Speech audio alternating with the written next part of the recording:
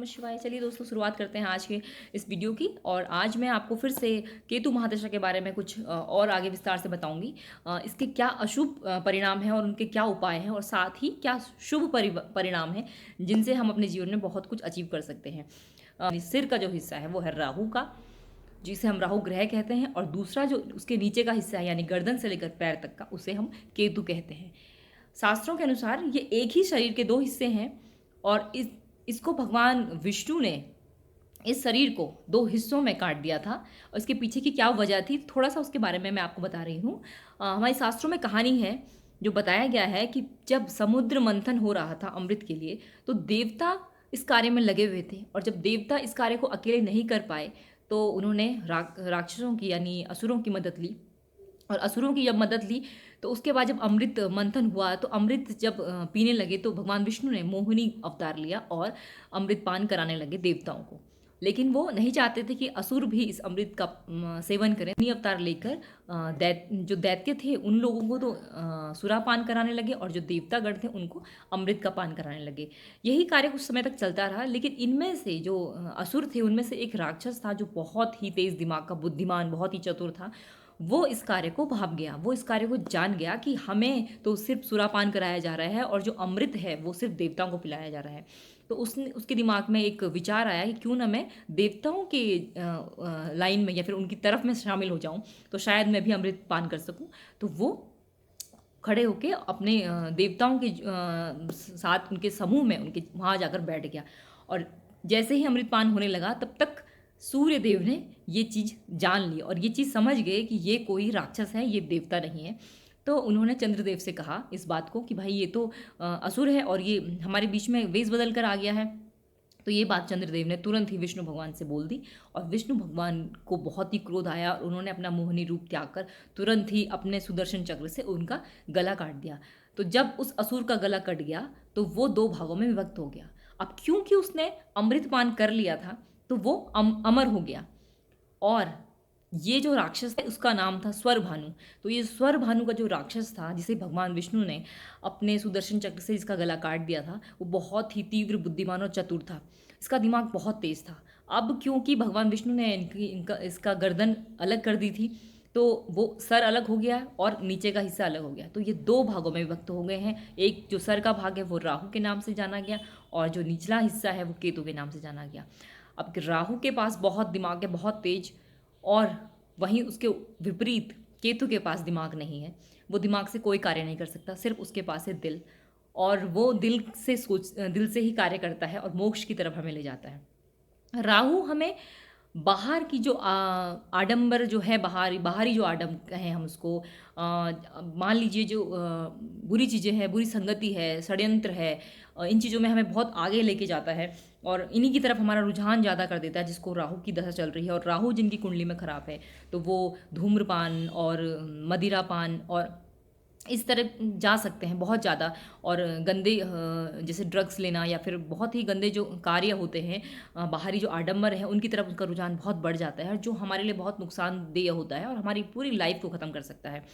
और अगर राहु किसी की कुंडली में बहुत अच्छा है, तो ऐसा देखा गया हमारे भारतवर्ष में ही, कितने ही ऐसे लोग हैं, इतने ही महान पुरुष हैं, जब उनकी राहु की दशा आई है, तो वो बिल्कुल सामान्य आदमी से एकदम ही तुरंत ऐसे महान व्यक्ति बन गए राहु की दशा में, कि उनको पूरा विश्व, सब लोग उनको जानने लगे। तो राहु रंक से राजा भी बना लेता है और राजा से रंक भी बना देता है। सेम ऐसे ही केतु भी हैं, लेकिन उन पे अपना दिमाग नहीं है, क्योंकि वो नीचे का हिस्सा है, उन्हें ड्रैगन टेल भी कहा जाता है। तो वो दिल से कार्य करते हैं और दिमाग से नहीं, और सिर्फ उनका एक ही वो है, लक्ष्य है या उद्देश्य है कि वो व्यक्ति को मोक्ष की तरफ ले जाते हैं, क्योंकि दिमाग उन पे है नहीं। अगर वो व्यक्ति जिस पे केतु की दशा चल रही है, वो फिर भी दिमाग अपना चलाना चाहे किसी कार्य में, तो वो कार्य तो होगा, लेकिन वो कार्य सफल नहीं होगा। वो अपना दिमाग चाहे जितना भी चला ले। तो केतु की महादशा में आप बस शांत होकर जितना चाहे लोगों का भला करें, एकदम निस्वार्थ भाव से, तो केतु देव आपको काफ़ी कुछ लाभ दे सकते हैं अपनी महादशा के दौरान। अब चलिए बात करते हैं इसके बाद केतु देव की शुभ और अशुभ फल के बारे में। तो इसमें पहले हम अशुभ फल के बारे में थोड़ी चर्चा कर लेते हैं। अगर आप को केतु देव की महादशा चल रही है, तो आपको जो अपने भीतर या अपने शरीर में जो आपको परिवर्तन दिखाई देंगे, जो अशुभ परिणाम आपको मिलेंगे उस दौरान, अगर केतु आपकी कुंडली में खराब है, तो गर्दन से नीचे के जो हिस्सा है हमारे शरीर का, उसमें आपको काफ़ी तकलीफ हो सकती है। आपके पैरों में, जोड़ों में, रीढ़ की हड्डियों में आपको दर्द महसूस होगा। पथरी की आपको शिकायत हो सकती है और साथ ही आप गुप्त रोग के शिकार हो सकते हैं। पेट संबंधी आपको समस्याएँ बहुत सता सकती हैं। तनाव हो सकता है, अकेलापन, जो मैंने पहले भी बताया कि अकेलापन होगा, तो अकेलापन होने के बाद आप बहुत ही चिंतित हो जाते हैं और कुछ लोग तो इस टाइम पे इतने डिप्रेशन में आ जाते हैं कि सुसाइड तक उनको करने का मन होता है कि हम सुसाइड कर लें। तो ये चीज़ें, तो केतु की महादशा के दौरान आपको अपने शारीरिक कष्ट बहुत देखने को मिलते हैं और अपने जीवन में बहुत ही उतार-चढ़ाव देखने को मिलेंगे और बिल्कुल ही आप किसी अच्छे माहौल में थे और तुरंत ही आप एकदम अकेले हो जाएँगे और कष्ट आपको बहुत रहेगा शरीर में, नींद नहीं आएगी आपको रात-रात को। तो ये अशुभ परिणाम केतु की महादशा के दौरान आपको देखने को मिलेंगे। और इसके बाद बात करती हूँ मैं कि शुभ परिणाम क्या हैं अगर केतु आपकी कुंडली में अच्छा है और उसकी महादशा आपको आपके जीवन पर चल रही है इस वक्त या फिर आगे चलेगी, तो उसके जो शुभ परिणाम है वो है, पहला तो यही है कि वो हमें मोक्ष की तरफ ले जाता है और भगवान की तरफ हमारा रुझान बहुत बढ़ा देता है। दूसरा जो इसका लाभ है जो हमें मिलता है वो ये है कि हमें ये गुप्त विद्याओं की तरफ बहुत ही ले जाता है, आध्यात्म से हमें जोड़ता है। और जैसे कुछ लोग आध्यात्म की तरफ जुड़ जाते हैं और इनकी तरफ रुझान इनका जब बढ़ता है तो ये खोज भी करते हैं, रिसर्च भी इसमें करते हैं। बड़े-बड़े साइंटिस्ट भी इसमें केतु की दशा के दौरान बने हैं और वो लोग रिसर्च करना जानते हैं कैसे करनी है, केतु उनको उस तरफ भी ले जाता है। और साथ ही देवी देवताओं से थोड़ा हमें उनका एक एहसास बहुत ही नज़दीक से हमें करवाता है केतु। और केतु हमें जो अदृश्य शक्तियाँ हैं उनसे भी हमारी पहचान कराता है। और ये भी है कि केतु की महादशा के दौरान आप अपने जीवन में बहुत ही अलग अनुभव महसूस करेंगे और अपने आप को जानेंगे। आप क्या हैं, क्यों आपका जीवन में आने का क्या उद्देश्य है, उस चीज़ को आप पहचानेंगे। बहुत कुछ नई चीज़ें आपको केतु देव देते हैं और मकान, भूमि, भवन आदि का लाभ भी आपको दिया जाता है केतु की महादशा के दौरान। चाहे बड़ा ना मिले लेकिन केतु आपको निसंदेह ही मकान और ज़मीन का भी लाभ आपको देते हैं। और एक और जो लाभ है इसका वो है कि विदेश यात्रा आप कर सकते हैं केतु देव की महादशा के दौरान। तो ये हैं कुछ लाभ केतु के। शुभ और अशुभ परिणाम तो आप जान ही चुके होंगे, मुझे आशा है। अब आगे हम बात करते हैं कि हम लोग, अधिकतर लोग हम में से क्या करते हैं कि हम अपनी बिना पूरी जानकारी के हम सीधे ही ये देख लेते हैं कि हम पे किसकी दशा चल रही है या हमारे लिए क्या ग्रह खराब है और हम तुरंत ही कुछ ना कुछ उपाय करने लग जाते हैं बिना पूरी जानकारी के। क्योंकि आजकल क्या है कि सोशल मीडिया है, आप गूगल में सर्च कर सकते हैं या बहुत ही जगह आप पंडितों के पास जा सकते हैं। आप तुरंत पता कर लेते हैं कि भाई हम पे ये दशा चल रही है या फिर ये हमारा ग्रह खराब है, हमें क्या करना चाहिए। तो जो पहले आपको 3 उपाय जो सब लोग अधिकतर जानते हैं, सबको दिए जाते हैं, वो उनमें सबसे पहला जो आता है वो ये है कि दान पुण्य करें, पहला उपाय। दूसरा होता है नग, जो कि आप फिंगर में धारण करते हैं या गले में धारण करते हैं, उसको आप धारण कर लेते हैं। तीसरा है पूजा पाठ। तो पहले उपाय की अगर मैं बात करूँ कि आप लोग दान धर्म करते हैं, वो बहुत अच्छी बात है और करना भी चाहिए। लेकिन दान धर्म अगर आप दान करते हैं निस्वार्थ भाव से तो आप करिए, आपको उसका फल अवश्य मिलेगा। लेकिन अगर किसी किसी ग्रह के निमित्त आप दान कर रहे हैं कि मेरा ये ग्रह खराब है या अच्छा है, मैं दान करता हूँ या करती हूँ और मुझे इसके शुभ परिणाम मिलेंगे, तो ये आप गलत सोच रहे हैं। क्योंकि आप बिना पूरी जानकारी के, बिना कुछ समझे सोचे उस चीज़ का दान ना करें। क्योंकि अगर कोई ग्रह आपकी कुंडली में अच्छा है, उसकी डिग्री बहुत अच्छी है और आप अगर उसके दान करते हैं बिना किसी पूरी जानकारी के, तो वो जो ग्रह की डिग्री है वो धीरे धीरे आपकी कुंडली में कम होती जाएगी। और जब वो कम होगी उसकी डिग्री, तो वो धीरे धीरे हल्का होता जाएगा और आपको शुभ परिणाम नहीं देगा जैसे कि पहले वो दे रहा था। इसके विपरीत अगर आप दूसरी उपाय को अपनाते हैं, नग को, कि भाई हमारी ये राशि है या हम पे ये दशा चल रही है या फिर हमारा ये ग्रह खराब है, हम नग पहन लेते हैं। इसमें क्या होता है कि आप नग तो पहन लेते हैं लेकिन कुछ समय बाद आप कहते हैं कि हमें तो कोई प्रभाव मिला नहीं, ये नग सब ऐसे ही हैं, कुछ नहीं होता है।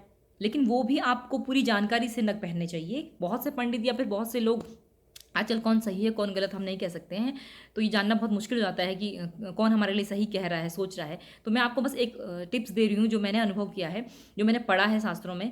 वो ये है कि आप जब भी नग धारण करें तो पहले उस ग्रह की अच्छी सी स्थिति उसको भली भांति जान लें कि वो आपके लिए अशुभ है या फिर नीच ग्रह है या फिर गलत जगह प्लेसमेंट है। अगर वो आपके लिए बुरा है और आप उस ग्रह का नग धारण करते हैं तो वो ग्रह और भी बुरा हो जाता है।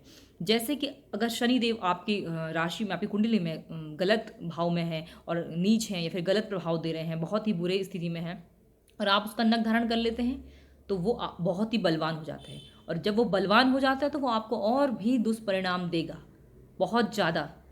वो ये नहीं होगा कि आपके लिए अच्छा करेगा, बजाय कि जैसे इसको आप ऐसे मान लीजिए कोई आपका दुश्मन है और आप उसको खूब सारा खुश कर रहे हैं, तो उसकी उसकी ताकत को बढ़ा रहे हैं। मतलब मेरा कहने का मतलब ये है कि आप उसकी ताकत को बढ़ाएंगे तो उसकी ताकत बढ़ेगी, वो आपको और नुकसान करेगा क्योंकि है तो वो आपका दुश्मन। ऐसे ही आपको नग जब भी धारण करें तो आप पहले एक बार सोच लें, उसकी स्थिति को जान लें उस ग्रह की वो कैसा है। अगर वो अच्छा है, आप उसके नग पहनते हैं तो वो आपको बहुत ही लाभ देगा। तीसरा जो उपाय है, सबसे उत्तम, सर्वश्रेष्ठ और सबसे बेहतर जो उपाय है वो यही है कि आप पूजा पाठ करें। आपका ग्रह चाहे वो खराब स्थिति में है चाहे वो सही स्थिति में है, आप जितनी उसकी पूजा पाठ करेंगे, उसके मंत्रों का जाप करेंगे, आपको वो हमेशा ही शुभ फल देंगे, चाहे वो आपकी कुंडली में कैसे भी बैठे हों। अब कौन नहीं चाहता कि हमारी वाहवाही हो। कोई भी, हम तो मनुष्य हैं, अगर हमारी भी कोई तारीफ करता है तो हम खुश हो जाते हैं, तो वो तो देवता हैं। हम अगर उनके मंत्रों का जाप नित्य करते हैं, अपने रोज़मर्रा की लाइफ में हम उनके मंत्रों का जाप करते हैं, हमेशा उनको पूजते हैं, तो वो निसंदेह ही आपको शुभ परिणाम देंगे। तो आप बजाय कि दान कर रहे हैं उस ग्रह के निमित्त या फिर आप उस ग्रह का नग पहन रहे हैं, वो पहने, लेकिन पूरी जानकारी हासिल करे बगैर आप उसके नग और दान को ना करें।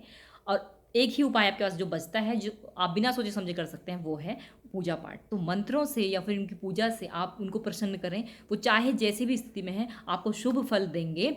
इसको ऐसे मान लीजिए कि अगर कोई ग्रह खराब है और आपका बुरा कर रहा है, आपका एक्सीडेंट होने वाला है, तो अगर आप उनकी पूजा पाठ में लगते हैं तो वो आपको एक थोड़ी सी खरोच देगा, लेकिन वो पूरा आपका एक्सीडेंट नहीं कराएगा। इसे आप अन्यथा न लें, एक उदाहरण के लिए मैंने आपको दिया है। तो पूजा पाठ करके आप उनके जो दुष्परिणाम है उनको बहुत ही कम कर सकते हैं, बहुत ही हल्का कर सकते हैं। तो ये थी आज की जानकारी कि केतु देव के क्या शुभ हैं परिणाम है और क्या अशुभ परिणाम है। नेक्स्ट वीडियो में आपको कुछ और लेके आऊँगी, कुछ नया। अच्छी लगी हो वीडियो तो प्लीज़ लाइक करिएगा। Thank you so much. हंसते रहिए, मुस्कुराते रहिए।